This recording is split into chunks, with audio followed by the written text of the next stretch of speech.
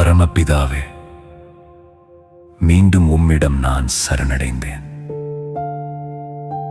முழுமையோடோ பலத்தோடோ உம்மிடம் வரவில்லை.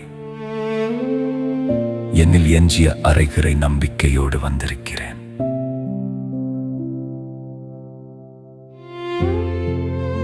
உண்மையை சொல்லப் போனால் நான் மிகவும் சோர்ந்து போயிருக்கிறேன். எவருக்கும் தெரியாத போர்க்களங்களில் போராடி மனம் சலிப்படைந்து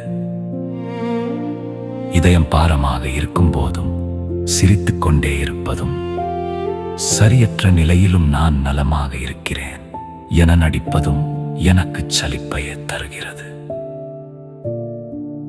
வாழ்க்கை விட்டு விலகலாம், அனைத்தையும் விட்டுவிடலாம் என்று நினைத்த தருணங்கள் உண்டு. கடவுளே, என்னால் இதற்கு மேல் முடியாது என்று கதறிய தருணங்கள் உண்டு.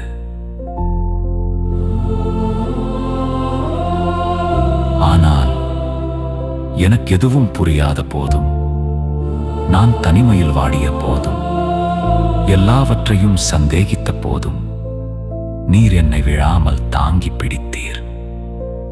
அதற்கு ஒரு அர்த்தம் இருக்கிறது.